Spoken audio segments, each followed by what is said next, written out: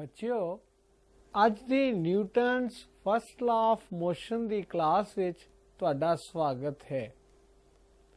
ਅਸੀਂ ਸਾਰੇ ਹੀ ਨਿਊਟਨ ਦੇ ਨਿਯਮਾਂ ਤੋਂ ਪ੍ਰਭਾਵਿਤ ਹੁੰਦੇ ਹਾਂ। ਭਾਵੇਂ ਅਸੀਂ ਉਸ ਬਾਰੇ ਜਾਣਦੇ ਹੋਈਏ ਜਾਂ ਨਾ, ਤੁਸੀਂ ਨਾ ਤਾਂ ਚੱਲ ਸਕਦੇ ਹੋ, ਨਾ ਗੱਡੀ ਜਾਂ ਸਾਈਕਲ ਚਲਾ ਸਕਦੇ ਹੋ, ਨਾ ਗੇਂਦ ਸੁੱਟ ਸਕਦੇ ਹੋ ਜਾਂ ਨਾ ਸਿੱਕਾ ਉਛਾਲ ਸਕਦੇ ਹੋ, ਜਿਸ ਨਾਲ ਕਿ ਉਸ ਦਾ ਇਹ ਨਿਯਮ ਭੰਗ ਹੁੰਦਾ ਹੋਵੇ।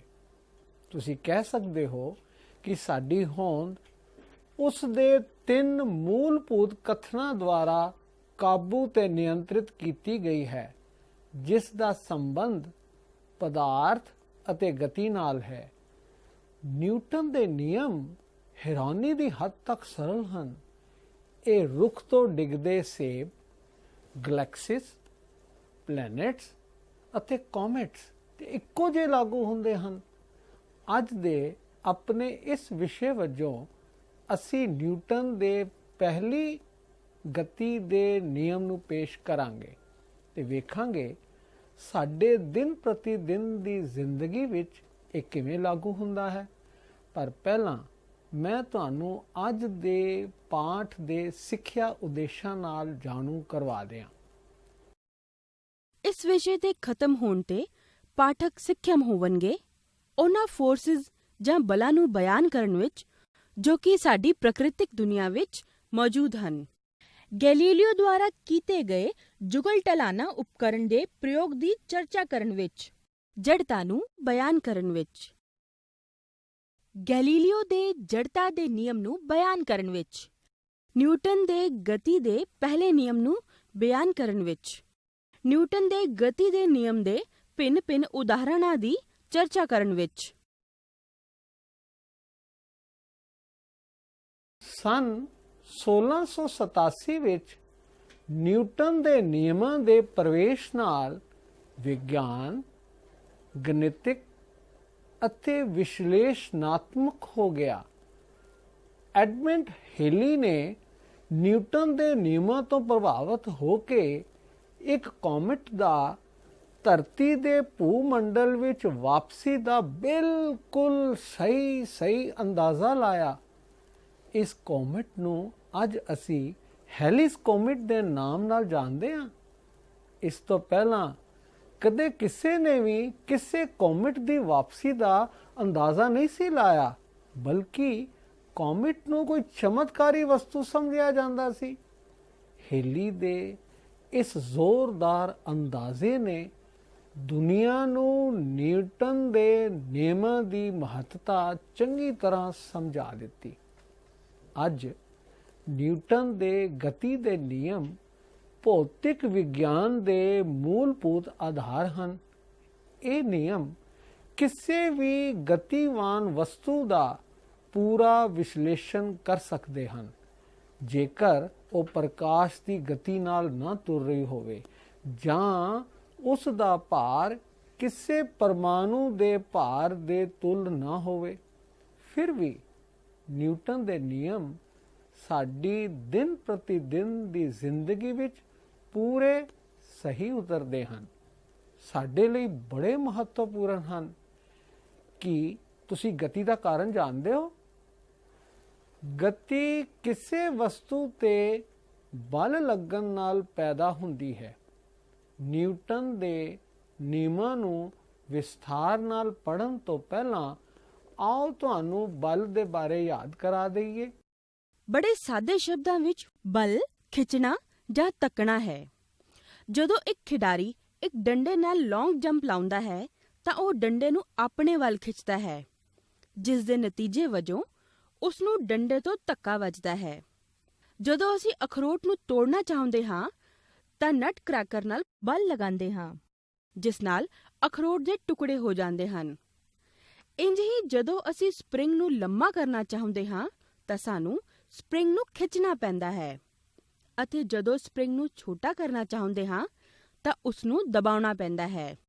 ਇਸੇ ਤਰ੍ਹਾਂ ਜਦੋਂ ਅਸੀਂ ਕਿਸੇ ਧਾਤੂ ਦੇ ਟੁਕੜੇ ਦਾ ਪਰਿਮਾਣ ਜਾਂ ਡਾਇਮੈਂਸ਼ਨ ਬਦਲਣਾ ਚਾਹੁੰਦੇ ਹਾਂ ਤਾਂ ਸਾਨੂੰ ਹਥੌੜੇ ਨਾਲ ਬਲ ਲਗਾਉਣਾ ਪੈਂਦਾ ਹੈ।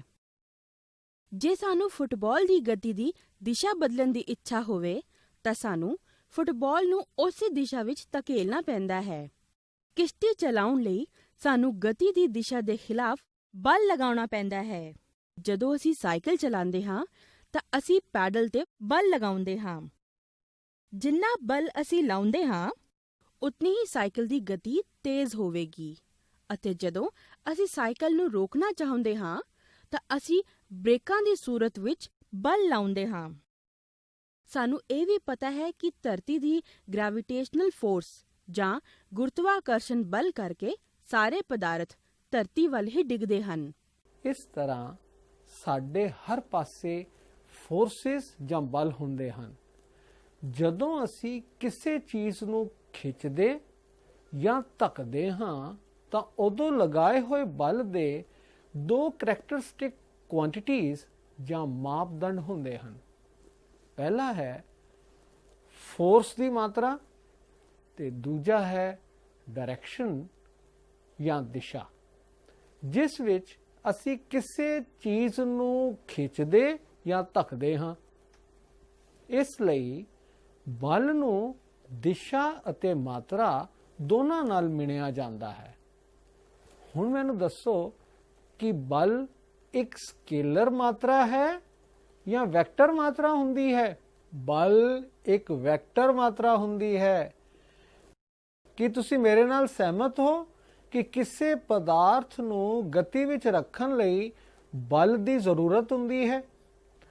ਅਸੀਂ ਇੱਥੇ ਜਿੰਨੇ ਵੀ ਉਦਾਹਰਨ ਦਿੱਤੇ ਹਨ ਉਹ ਸੰਪਰਕ ਬਲ ਜਾਂ ਕੰਟੈਕਟ ਫੋਰਸ ਦੇ ਉਦਾਹਰਨ ਹਨ। ਇਸ ਦਾ ਅਰਥ ਹੈ ਬਲ ਦੋ ਪਦਾਰਥਾਂ ਦੇ ਭੌਤਿਕ ਸੰਪਰਕ ਜਾਂ ਫਿਜ਼ੀਕਲ ਕੰਟੈਕਟ ਦਾ ਨਤੀਜਾ ਹੁੰਦੇ ਹਨ। ਕਈ ਇਸ ਤਰ੍ਹਾਂ ਦੇ ਬਲ ਵੀ ਹਨ ਜਿਨ੍ਹਾਂ ਵਿੱਚ ਭੌਤਿਕ ਸੰਪਰਕ ਦਾ ਇਸਤੇਮਾਲ ਨਹੀਂ ਹੁੰਦਾ, ਪਰ ਉਹ ਦੂਰੋਂ ਕੰਮ ਕਰਦੇ ਹਨ। ਇਸ ਤਰ੍ਹਾਂ ਦੇ ਬਲਾਂ ਨੂੰ ਬਿਨਾਂ ਛੋਹ ਤੋਂ ਬਲ ਜਾਂ ਫੀਲਡ ਫੋਰਸਿਸ ਕਿਹਾ ਜਾਂਦਾ ਹੈ। ਗੁਰਤਾਕਰਸ਼ਣ ਬਲ ਇਸ ਕਿਸਮ ਦੇ ਬਲ ਦਾ ਉਦਾਹਰਨ ਹੈ। ਪੁਰਾਤਨ ਵਿਗਿਆਨੀਆਂ, ਜਿਨ੍ਹਾਂ ਵਿੱਚ ਨਿਊਟਨ ਵੀ ਸ਼ਾਮਲ ਸੀ, ਨੂੰ ਇੱਕ ਗੱਲ ਬਹੁਤ ਪਰੇਸ਼ਾਨ ਕਰਦੀ ਸੀ ਕਿ ਦੋ ਵੱਖ ਪਦਾਰਥ ਜਿਨ੍ਹਾਂ ਵਿੱਚ ਕੋਈ ਸੰਪਰਕ ਨਹੀਂ ਹੈ ਵਿੱਚ ਬਲ ਕਿਵੇਂ ਮੌਜੂਦ ਹੋ ਸਕਦਾ ਹੈ। ਉਹ ਮਾਈਕਲ ਫੈਰਾਡੇ ਸੀ ਜਿਸ ਨੇ ਬਿਨਾਂ ਛੋਹ ਤੋਂ ਬਲ ਦੀ ਜਾਣਕਾਰੀ ਦਿੱਤੀ। ਇਸ ਦੇ ਅਨੁਸਾਰ ਸਾਰੇ ਪਦਾਰਥ ਆਪਣੇ ਆਸ-ਪਾਸ ਗੁਰਤਾਕਰਸ਼ਣ ਫੀਲਡ ਬਣਾਉਂਦੇ ਹਨ। ਜਦੋਂ ਕੋਈ ਪੁੰਜ ਇਸ ਖੇਤਰ ਵਿੱਚ ਆਉਂਦਾ ਹੈ ਤਾਂ ਉਸ ਨੂੰ ਇਸ ਬਲ ਦਾ ਅਨੁਭਵ ਹੁੰਦਾ ਹੈ। ਸਨ 1600 ਤੋਂ ਪਹਿਲਾਂ ਪਦਾਰਥ ਦੀ ਆਰਾਮ ਦੀ ਅਵਸਥਾ ਨੂੰ ਪਦਾਰਥ ਦੀ ਕੁਦਰਤੀ ਅਵਸਥਾ ਮੰਨਿਆ ਜਾਂਦਾ ਸੀ। ਗੈਲੀਲੀਓ ਨੇ ਗਤੀ ਅਤੇ ਪਦਾਰਥ ਦੀ ਕੁਦਰਤੀ ਅਵਸਥਾ ਨੂੰ ਇੱਕ ਵੱਖਰੇ ਢੰਗ ਨਾਲ ਸਮਝਾਇਆ। ਜੇ ਤੁਸੀਂ ਕਦੀ ਸਟੇਸ਼ਨ ਉੱਤੇ ਲਾਈਨ ਵਿੱਚ ਖੜੇ ਹੋਵੋ ਤੇ ਹਰ ਵਾਰੀ ਆਪਣੇ ਬੈਗ ਨੂੰ ਕੁਝ ਫੁੱਟ ਧੱਕਦੇ ਹੋ ਤੇ ਜਦੋਂ ਤੁਸੀਂ ਬੈਗ ਨੂੰ ਧੱਕਣਾ ਬੰਦ ਕਰਦੇ ਹੋ ਤਾਂ ਬੈਗ ਹਿਲਣਾ ਬੰਦ ਹੋ ਜਾਂਦਾ ਹੈ। ਇਸ ਤੋਂ ਇਹ ਨਤੀਜਾ ਨਿਕਲਦਾ ਹੈ ਕਿ ਕਿਸੇ ਵੀ ਪਦਾਰਥ ਨੂੰ ਹਿਲਾਉਣ ਲਈ ਬਲ ਦੀ ਲੋੜ ਹੁੰਦੀ ਹੈ। ਇਸ ਵਿਵੇਚਨਾ ਵਿੱਚ ਇੱਕ ਚੀਜ਼ ਗਾਇਬ ਹੈ, ਉਹ ਹੈ ਬੈਗ ਅਤੇ ਜ਼ਮੀਨ ਦੀ ਵਿਚਕਾਰਲੀ ਫ੍ਰਿਕਸ਼ਨਲ ਫੋਰਸ ਜਾਂ ਰਗੜ ਬਲ। ਜਦੋਂ ਤੁਸੀਂ ਬੈਗ ਨੂੰ ਖਿੱਚਣਾ ਬੰਦ ਕਰਦੇ ਹੋ ਤਾਂ ਜ਼ਮੀਨ ਤੇ ਬੈਗ ਵਿਚਲਾ ਪ੍ਰਤੀਰੋਧ ਜਾਂ ਰਗੜ ਬਲ ਬੈਗ ਨੂੰ ਰੋਕ ਲੈਂਦਾ ਹੈ। ਪ੍ਰਤੀਰੋਧ ਘਟਾਉਣ ਦੇ ਨਾਲ ਗਤੀ ਉੱਪਰ ਕੀ ਅਸਰ ਹੁੰਦਾ ਹੈ? ਆਓ ਇਹ ਗੈਲੀਲੀਓ ਦੇ ਪ੍ਰਯੋਗ ਵਿੱਚ ਵੇਖੀਏ। ਗੈਲੀਲੀਓ ਨੇ ਇੱਕ ਪ੍ਰਯੋਗ ਦਾ ਸੁਝਾਅ ਦਿੱਤਾ ਜਿਸ ਵਿੱਚ ਇੱਕ ਗੇਂਦ ਨੂੰ ਇੱਕ ਰੈਂਪ ਤੋਂ ਧਕੇਲ ਦਿੱਤਾ ਜਾਂਦਾ ਹੈ ਅਤੇ ਇਹ ਰੈਂਪ ਰਵਾਨੀ ਨਾਲ ਇੱਕ ਉੱਪਰ ਜਾਣ ਵਾਲੀ ਰੈਂਪ ਨਾਲ ਜੁੜਿਆ ਹੋਇਆ ਹੈ। ਗੈਲੀਲੀਓ ਨੇ ਇਹ ਅਨੁਮਾਨ ਕੀਤਾ ਕਿ ਦੋਵੇਂ ਰੈਂਪ ਫ੍ਰਿਕਸ਼ਨਲੈਸ ਜਾਂ ਪ੍ਰਤੀਰੋਧ ਰਹਿਤ ਹਨ। ਸ਼ੁਰੂ ਵਿੱਚ ਦੋਵੇਂ ਰੈਂਪਸ ਦਾ ਇੱਕੋ ਹੀ ਸਲੋਪ ਹੁੰਦਾ ਹੈ। ਇਹ ਗੱਲ ਸਾਫ਼ ਹੈ ਕਿ ਗੇਂਦ ਨੂੰ ਜਦੋਂ ਛੱਡਿਆ ਜਾਏਗਾ ਤਾਂ ਉਹ ਦੂਜੇ ਰੈਂਪ ਦੀ ਉਸੇ ਉਚਾਈ ਤੱਕ ਪਹੁੰਚੇਗੀ ਜਿਸ ਉਚਾਈ ਤੋਂ ਉਸ ਨੂੰ ਛੱਡਿਆ ਗਿਆ ਹੈ। ਚਲੋ ਹੁਣ ਦੂਜੀ ਰੈਂਪ ਨੂੰ ਥੋੜਾ ਸਟੀਪ ਕਰੀਏ ਤਾਂ ਉਸੇ ਉਚਾਈ ਤੇ ਪਹੁੰਚ ਜਾਂਦੀ ਹੈ। ਜਦ ਉਸੇ ਦੂਜੇ ਰੈਂਪ ਨੂੰ ਇੰਨਾ ਥੱਲੇ ਕਰਦੇ ਹਾਂ ਕਿ ਉਹ ਸਿੱਧਾ ਜ਼ਮੀਨ ਨਾਲ ਲੱਗ ਜਾਏ ਤਾਂ ਵੀ ਗੇਂਦ ਉਸੇ ਗਤੀ ਨਾਲ ਚੱਲਦੀ ਹੈ। ਅਸਲ ਦੇ ਵਿੱਚ ਪ੍ਰਤੀਰੋਧ ਰਹਿਤ ਸਤਹ ਨਾਮੁਮਕਿਨ ਹੁੰਦੀ ਹੈ। ਗੈਲੀਲੀਓ ਨੇ ਜਦ ਦੋ ਰੈਂਪਸ ਜਿਨ੍ਹਾਂ ਦੀ ਸਲੋਪ ਇੱਕੋ ਜਿਹੀ ਸੀ ਨਾਲ ਪ੍ਰਯੋਗ ਕੀਤਾ ਤਾਂ ਇਹ ਜਾਣਿਆ ਕਿ ਗੇਂਦ ਨੂੰ ਜਿਸ ਉਚਾਈ ਤੋਂ ਛੱਡਿਆ ਗਿਆ ਉਹ ਦੂਜੇ ਰੈਂਪ ਦੀ ਉਸ ਉਚਾਈ ਤੱਕ ਨਹੀਂ ਪਹੁੰਚੀ। ਗੇਂਦ ਦੋਵੇਂ ਰੈਂਪਸ ਦੇ ਵਿੱਚ ਅੱਗੇ ਪਿੱਛੇ ਚੱਲਦੀ ਰਹੀ ਤੇ ਅਖੀਰ ਵਿੱਚ ਰਗੜ ਬਲ ਜਾਂ ਵਾਯੂ ਪ੍ਰਤੀਰੋਧ ਆਦਿ ਦੇ ਕਾਰਨ ਰੁਕ ਗਈ।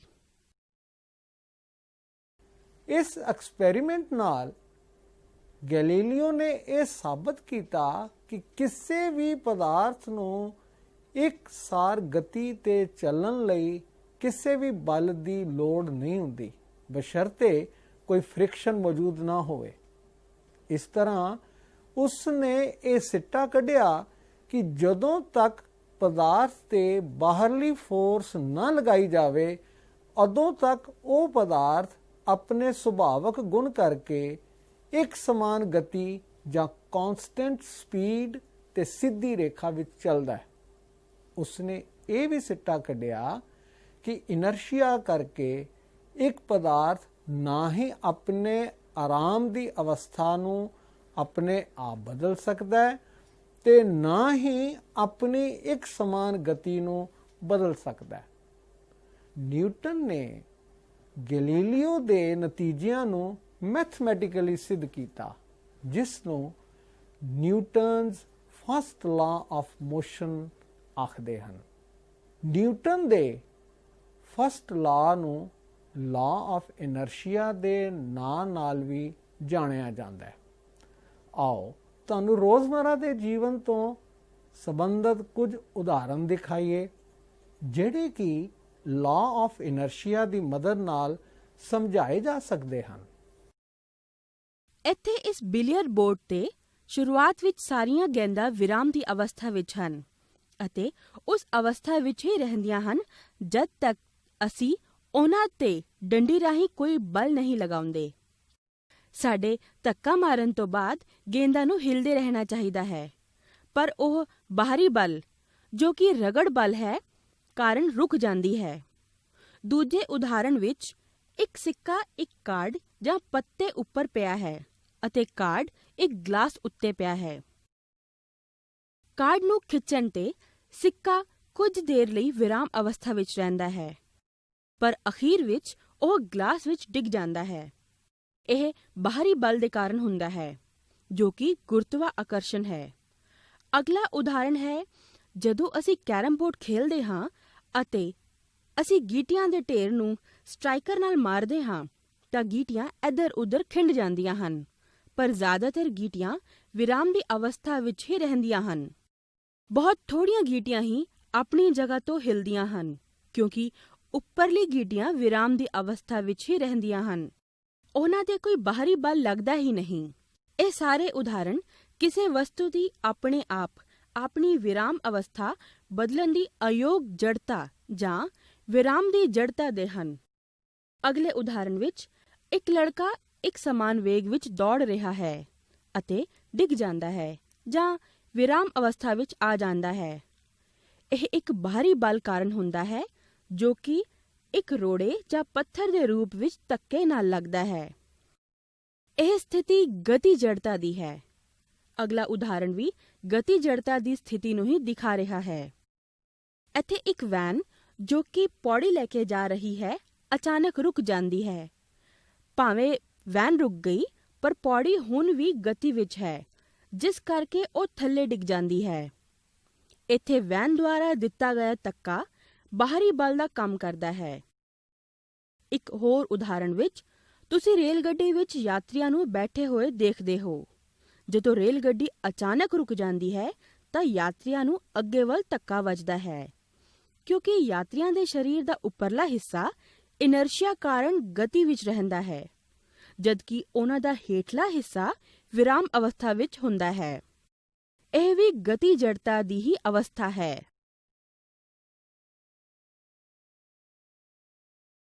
ਆਓ ਜੜਤਾ ਦਾ ਇੱਕ ਪ੍ਰਯੋਗ ਕਰਦੇ ਹਾਂ। ਇਸ ਕਿਰਿਆ ਲਈ ਤੁਹਾਨੂੰ ਇੱਕ ਉਬਲਿਆ ਹੋਇਆ ਅੰਡਾ ਅਤੇ ਇੱਕ ਕੱਚਾ ਅੰਡਾ ਚਾਹੀਦਾ ਹੈ। ਦੋਵਾਂ ਉੱਪਰ ਪੈਨਸਿਲ ਨਾਲ ਇੱਕ ਬਿੰਦੂ ਲਗਾ ਦਿਓ। ਵੱਖਰੀ ਵੱਖਰੀ ਪਲੇਟ ਵਿੱਚ ਦੋਵਾਂ ਅੰਡਿਆਂ ਨੂੰ ਘੁਮਾਓ। ਤੁਸੀਂ ਵੇਖੋਗੇ ਕਿ ਉਬਲਿਆ ਅੰਡਾ ਆਪਣੀ ਥਾਂ ਤੇ ਕੁਝ ਦੇਰ ਘੁੰਮਦਾ ਰਹੇਗਾ ਅਤੇ ਕੱਚਾ ਅੰਡਾ ਜ਼ਰਾ ਕੁ ਹਿਲ ਕੇ ਰੁਕ ਜਾਵੇਗਾ। ਹੁਣ ਉਹਨਾਂ ਨੂੰ ਦੁਬਾਰਾ ਘੁਮਾਓ। ਪਹਿਲਾਂ ਉਬਲਿਆ ਅੰਡਾ ਘੁਮਾਓ। ਜਦੋਂ ਇਹ ਤੇਜ਼ੀ ਨਾਲ ਘੁੰਮ ਰਿਹਾ ਹੈ ਤਾਂ ਹੌਲੇ ਜਿਹੇ ਆਪਣੀ ਉਂਗਲ ਇਸ ਤੇ ਰੱਖ ਕੇ ਇਸ ਨੂੰ ਰੋਕ ਦਿਓ। ਇਸ ਦੇ ਰੁਕਣ ਤੋਂ ਬਾਅਦ ਉਂਗਲ ਚੁੱਕ ਲਵੋ। ਹੁਣ ਉਬਲੇ ਅੰਡੇ ਵਾਂਗ ਕੱਚੇ ਅੰਡੇ ਨੂੰ ਘੁਮਾਓ ਅਤੇ ਫਿਰ ਉਂਗਲ ਨਾਲ ਰੋਕ ਦਿਓ। ਹੁਣ ਆਪਣੀ ਉਂਗਲ ਚੁੱਕ ਲਵੋ। ਤੁਸੀਂ ਕੀ ਵੇਖਦੇ ਹੋ? ਉਬਲਿਆ ਅੰਡਾ ਗਤੀਹੀਣ ਹੈ, ਉਹ ਸਥਿਰ ਜਾਂ ਜੜ ਹੈ, ਪਰ ਕੱਚਾ ਅੰਡਾ ਆਪਣੇ ਆਪ ਦੁਬਾਰਾ ਘੁੰਮਣਾ ਸ਼ੁਰੂ ਕਰ ਦਿੰਦਾ ਹੈ। ਕੀ ਤੁਸੀਂ ਜਾਣਦੇ ਹੋ ਕਿਉਂ?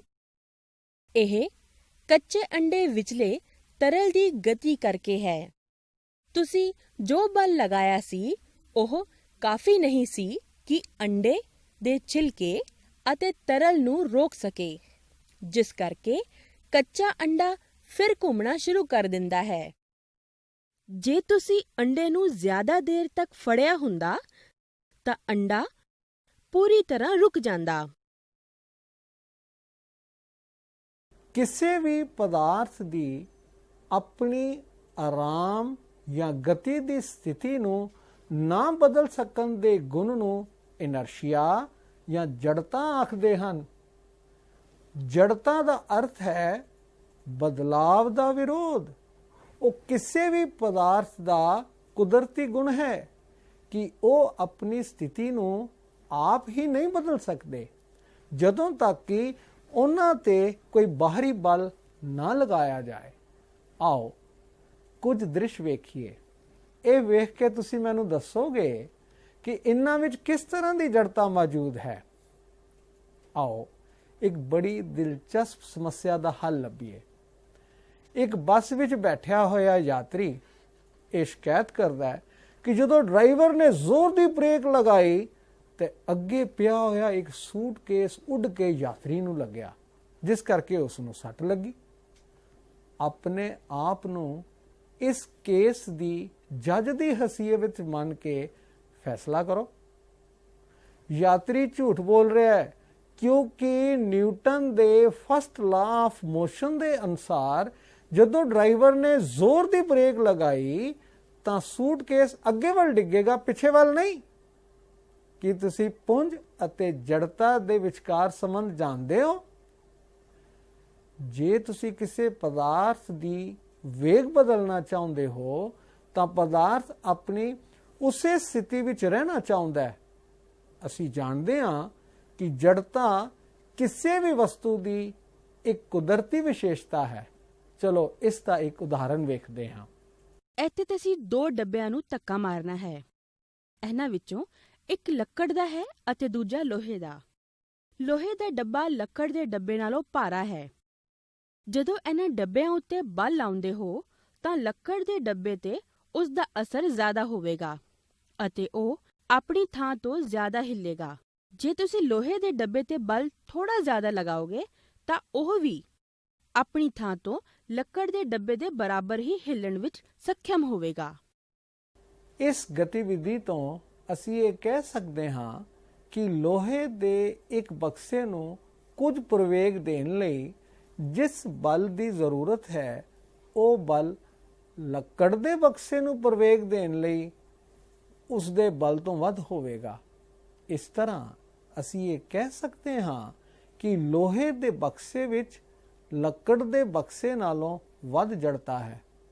ਇੰਜ ਇਹ ਕਿਹਾ ਜਾ ਸਕਦਾ ਹੈ ਕਿ ਜੜਤਾ ਨੂੰ ਮਾਪਣ ਲਈ ਪੁੰਜ ਦੀ ਵਰਤੋਂ ਕੀਤੀ ਜਾ ਸਕਦੀ ਹੈ। ਇਹ ਕਿਹਾ ਜਾ ਸਕਦਾ ਹੈ ਕਿਸੇ ਵਸਤੂ ਦਾ ਪੁੰਜ ਜਿੰਨਾ ਜ਼ਿਆਦਾ ਹੋਵੇਗਾ, ਲਗਾਇਆ ਹੋਇਆ ਬਲ ਉਸ ਵਿੱਚ ਉਨਾ ਹੀ ਘੱਟ ਪ੍ਰਵੇਗ ਪੈਦਾ ਕਰ ਸਕੇਗਾ। ਉਦਾਹਰਨ ਦੇ ਤੌਰ ਤੇ ਇੱਕ ਬਲ 4 ਕਿਲੋ ਪੁੰਜ ਵਿੱਚ 4 ਮੀਟਰ ਪ੍ਰਤੀ ਸਕਿੰਟ ਦਾ ਪ੍ਰਵੇਗ ਪੈਦਾ ਕਰਦਾ ਹੈ। ਜੇ ਇਹੀ ਬਲ ਇੱਕ 8 ਕਿਲੋ ਪੁੰਜ ਦੇ ਲਾਇਆ ਜਾਵੇ ਤਾਂ ਸਿਰਫ 2 ਮੀਟਰ ਪ੍ਰਤੀ ਸਕਿੰਟ ਦਾ ਪ੍ਰਵੇਗ ਪੈਦਾ ਹੋਵੇਗਾ ਅਤੇ ਇਹ ਆਪਣੇ ਆਲੇ ਦੁਆਲੇ ਅਤੇ ਵਾਤਾਵਰਣ ਉੱਤੇ ਕਿਸੇ ਪ੍ਰਕਾਰ ਵੀ ਨਿਰਭਰ ਨਹੀਂ ਕਰਦਾ। ਇਹ ਇੱਕ ਸਕੇਲਰ ਮਾਤਰਾ ਹੈ। ਇਸ ਉੱਤੇ ਗਣਿਤ ਦੇ ਸਧਾਰਨ ਨਿਯਮ ਲਾਗੂ ਹੁੰਦੇ ਹਨ। ਆਸ ਹੈ ਤੁਹਾਨੂੰ ਇਹ ਪਾਠ ਚੰਗੀ ਤਰ੍ਹਾਂ ਸਮਝ ਆ ਗਿਆ ਹੋਵੇਗਾ। ਅੱਜ ਦਾ ਪਾਠ ਸਮਾਪਤ ਕਰਨ ਤੋਂ ਪਹਿਲਾਂ ਆਓ ਇੱਕ ਵਾਰੀ ਇਸ ਦਾ ਸਾਰ ਕਰ ਲੈਂਦੇ ਹਾਂ। ਨਿਊਟਨ ਨੇ ਆਪਣੀ ਗਤੀ ਦੇ ਨਿਯਮ ਸਨ 1687 ਵਿੱਚ ਇੰਟਰੋਡਿਊਸ ਕੀਤੇ। ਅੱਜ ਤੱਕ ਨਿਊਟਨ ਦੇ ਨਿਯਮ ਭੌਤਿਕ ਵਿਗਿਆਨ ਦੇ ਮੂਲਭੂਤ ਆਧਾਰ ਹਨ। ਇਹ ਨਿਯਮ ਪਦਾਰਥ ਦੀ ਗਤੀ ਦਾ ਵਿਸਥਾਰ ਵਿੱਚ ਵਿਸ਼ਲੇਸ਼ਣ ਕਰਦੇ ਹਨ। ਲੇਕਿਨ ਜਦੋਂ ਪਦਾਰਥ ਪ੍ਰਕਾਸ਼ ਦੀ ਗਤੀ ਦੇ ਤਕਰੀਬਨ ਬਰਾਬਰ ਦੀ ਗਤੀ ਨਾਲ ਚੱਲਦਾ ਹੈ ਤਾਂ ਜਦੋਂ ਪਦਾਰਥ ਦਾ ਆਕਾਰ ਪਰਮਾਣੂਆਂ ਦੇ ਆਕਾਰ ਦੇ ਲਗਭਗ ਬਰਾਬਰ ਹੁੰਦਾ ਹੈ ਤਾਂ ਇਹਨਾਂ ਨਿਯਮਾਂ ਵਿੱਚ ਥੋੜੇ ਫੇਰ ਬਦਲ ਦੀ ਜ਼ਰੂਰਤ ਹੁੰਦੀ ਹੈ। ਗਤੀ ਨੂੰ ਪ੍ਰਦਰਸ਼ਿਤ ਕਰਨ ਲਈ ਸਭ ਤੋਂ ਮਹੱਤਵਪੂਰਨ ਭੌਤਿਕ ਰਾਸ਼ੀ ਹੈ ਬਲ। ਤੁਹਾਨੂੰ ਯਾਦ ਹੀ ਹੋਵੇਗਾ ਕਿਸੇ ਵਸਤੂ ਨੂੰ ਖਿੱਚ ਕੇ ਜਾਂ ਧੱਕ ਕੇ ਉਸ ਉੱਤੇ ਬਲ ਲਗਾਇਆ ਜਾਂਦਾ ਹੈ। ਜਦੋਂ ਅਸੀਂ ਕਿਸੇ ਵਸਤੂ ਨੂੰ ਖਿੱਚਦੇ ਹਾਂ ਜਾਂ ਧੱਕਦੇ ਹਾਂ ਤਾਂ ਵਸਤੂ ਉੱਤੇ ਦੋ ਚੀਜ਼ਾਂ ਅਸਰ ਪਾਉਂਦੀਆਂ ਹਨ। ਇੱਕ ਬਲ ਦੀ ਮਾਤਰਾ, ਦੂਸਰੀ ਬਲ ਦੀ ਦਿਸ਼ਾ। ਇਸ ਤਰ੍ਹਾਂ ਇਹ ਕਿਹਾ ਜਾ ਸਕਦਾ ਹੈ ਕਿ ਬਲ ਨੂੰ ਪੂਰੀ ਤਰ੍ਹਾਂ ਸਮਝਣ ਲਈ ਉਸ ਦੀ ਮਾਤਰਾ ਅਤੇ ਦਿਸ਼ਾ ਦੋਨਾਂ ਦਾ ਪਤਾ ਹੋਣਾ ਜ਼ਰੂਰੀ ਹੈ। ਗੈਲੀਲੀਓ ਨੇ ਆਪਣੇ ਪ੍ਰਯੋਗ ਨਾਲ ਇਹ ਸਿੱਧ ਕੀਤਾ ਕਿ ਪਦਾਰਥ ਦੇ ਕੁਦਰਤੀ ਗੁਣਾਂ ਕਰਕੇ ਉਹ ਸਿੱਧੀ ਰੇਖਾ ਵਿੱਚ ਸਮਾਨ ਗਤੀ ਨਾਲ ਚੱਲਦਾ ਹੈ, ਜਦਕਿ ਉਸ ਉੱਪਰ ਕਿਸੇ ਬਾਹਰੀ ਬਲ ਦਾ ਉਪਯੋਗ ਨਾ ਹੋਵੇ। ਉਸਨੇ ਇਹ ਵੀ ਸਿੱਧ ਕੀਤਾ ਕਿ ਇਨਰਸ਼ੀਆ ਕਰਕੇ ਇੱਕ ਪਦਾਰਥ ਆਪਣੀ ਵਿਰਾਮ ਅਵਸਥਾ ਜਾਂ ਸਮਾਨ ਗਤੀ ਨੂੰ ਆਪਣੇ ਆਪ ਨਹੀਂ ਬਦਲ ਸਕਦਾ। ਨਿਊਟਨ ਦਾ ਗਤੀ ਦਾ ਪਹਿਲਾ ਨਿਯਮ ਗੈਲੀਲੀਓ ਦੇ ਇਸੇ ਸਿੱਟੇ ਨੂੰ ਗਣਿਤ ਦੇ ਅਨੁਸਾਰ ਸਮਰਾਈਜ਼ ਕਰਦਾ ਹੈ। ਨਿਊਟਨ ਅਨੁਸਾਰ ਇੱਕ ਜੜ ਪਦਾਰਥ ਜੜ ਹੀ ਰਹਿੰਦਾ ਹੈ ਜਦ ਤੱਕ ਉਸ ਉੱਤੇ ਕੋਈ ਬਾਹਰੀ ਬਲ ਨਾ ਲਾਇਆ ਜਾਵੇ। ਸਮਾਨ ਵੇਗ ਤੇ ਚੱਲਣ ਵਾਲਾ ਇੱਕ ਪਦਾਰਥ ਇੱਕੋ ਗਤੀ ਤੇ ਇੱਕੋ ਦਿਸ਼ਾ ਵਿੱਚ ਚੱਲਦਾ ਰਹਿੰਦਾ ਹੈ ਜਦੋਂ ਤੱਕ ਉਸ ਉੱਤੇ ਕੋਈ ਬਾਹਰੀ ਬਲ ਨਾ ਲਗਾਇਆ ਜਾਵੇ। ਕਿਸੇ ਵਸਤੂ ਦਾ ਆਪਣੀ ਜੜ ਜਾਂ ਇੱਕ ਸਮਾਨ ਗਤੀ ਨੂੰ ਆਪ ਹੀ ਨਾ ਬਦਲ ਸਕਣ ਦੀ ਸਥਿਤੀ ਨੂੰ ਇਨਰਸ਼ੀਆ ਜਾਂ ਜੜਤਾ ਕਿਹਾ ਜਾਂਦਾ ਹੈ। ਕਿਸੇ ਵਸਤੂ ਦੀ ਜੜ ਜਾਂ ਗਤੀ ਦੀ ਅਵਸਥਾ ਬਦਲਣ ਦੇ ਵਿਰੋਧ ਨੂੰ ਇਨਰਸ਼ੀਆ ਜਾਂ ਜੜਤਾ ਕਿਹਾ ਜਾਂਦਾ ਹੈ। ਇਹ ਹਰ ਪਦਾਰਥ ਦਾ ਕੁਦਰਤੀ ਗੁਣ ਹੈ। ਪਦਾਰਥ ਦਾ ਪੁੰਜ ਹੀ ਉਸ ਦੀ ਜੜਤਾ ਦਾ ਮਾਪ ਹੈ। ਕਿਸੇ ਵਸਤੂ ਦਾ ਪੁੰਜ ਜਿੰਨਾ ਜ਼ਿਆਦਾ ਹੋਵੇਗਾ, ਲਗਾਇਆ ਹੋਇਆ ਬਲ ਉਸ ਵਿੱਚ ਉਨਾ ਹੀ ਘੱਟ ਪ੍ਰਵੇਗ ਪੈਦਾ ਕਰ ਸਕੇਗਾ। ਪੁੰਜ ਵਸਤੂ ਦਾ ਕੁਦਰਤੀ ਗੁਣ ਹੈ ਅਤੇ ਇਹ ਹੋਰ ਕਿਸੇ ਗੁਣ ਜਾਂ ਮਾਪਣ ਦੇ ਤਰੀਕੇ ਉੱਤੇ ਨਿਰਭਰ ਨਹੀਂ ਕਰਦਾ। ਇਹ ਇੱਕ ਸਕੇਲਰ ਮਾਤਰਾ ਹੈ। ਇਸ ਉੱਤੇ ਗਣਿਤ ਦੇ ਸਧਾਰਨ ਨਿਯਮ ਲਾਗੂ ਹੁੰਦੇ ਹਨ। ਇੰਜ ਅਸੀਂ ਅੱਜ ਦੇ ਆਪਣੇ ਵਿਸ਼ੇ ਦੇ ਅੰਤ ਤੇ ਪਹੁੰਚ ਚੁੱਕੇ ਹਾਂ ਤੇ ਜਲਦੀ ਨਾਲ ਤੁਹਾਡਾ ਇੱਕ ਟੈਸਟ ਲੈ ਕੇ ਵੇਖ ਲੈਂਦੇ ਹਾਂ ਕਿ ਤੁਸੀਂ ਕਿੰਨਾ ਕੁਝ ਸਿੱਖ ਚੁੱਕੇ ਹੋ। ਪਹਿਲਾ ਸਵਾਲ ਹੈ, ਕੀ ਬਲ ਕਿਸੇ ਵਸਤੂ ਨੂੰ ਇਕਸਾਰ ਰਫ਼ਤਾਰ ਵਿੱਚ ਰੱਖਣ ਲਈ ਜ਼ਰੂਰੀ ਹੈ? ਠੀਕ, ਇਸ ਦਾ ਜਵਾਬ ਨਹੀਂ ਹੈ। ਅਗਲਾ ਸਵਾਲ ਹੈ, ਇੱਕ ਬਿਜਲੀ ਦਾ ਪੱਖਾ ਬਿਜਲੀ ਬੰਦ ਕਰਨ ਤੋਂ ਬਾਅਦ ਵੀ ਕੁਝ ਦੇਰ ਕਿਉਂ ਚੱਲਦਾ ਰਹਿੰਦਾ ਹੈ? ਠੀਕ, ਇਸ ਦਾ ਜਵਾਬ ਇਹੀ ਹੈ, ਇਹ ਗਤੀ ਜੜਤਾ ਦੇ ਕਾਰਨ ਹੁੰਦਾ ਹੈ। ਸਾਡਾ ਅਗਲਾ ਸਵਾਲ ਹੈ, ਨਿਊਟਨ ਦਾ ਕਿਹੜਾ ਨਿਯਮ ਬਲ ਦੀ ਦਿਸ਼ਾ ਨਿਰਧਾਰਿਤ ਕਰਦਾ ਹੈ? ਠੀਕ, ਜਵਾਬ ਇਹੀ ਹੈ, ਗਤੀ ਦਾ ਪਹਿਲਾ ਨਿਯਮ। ਅਗਲਾ ਸਵਾਲ ਹੈ ਜੀ, ਜੜਤਾ ਦਾ ਮਾਪ ਕੀ ਹੁੰਦਾ ਹੈ? ਠੀਕ, ਇਸ ਦਾ ਜਵਾਬ ਇਹੀ ਹੈ, ਕਿਸੇ ਵਸਤੂ ਦਾ ਪੁੰਜ ਉਸ ਦੀ ਜੜਤਾ ਦਾ ਮਾਪ ਹੁੰਦਾ ਹੈ। ਸਾਡਾ ਅਗਲਾ ਸਵਾਲ ਹੈ ਜੀ, ਜੜਤਾ ਨੂੰ ਪਰਿਭਾਸ਼ਿਤ ਕਰੋ।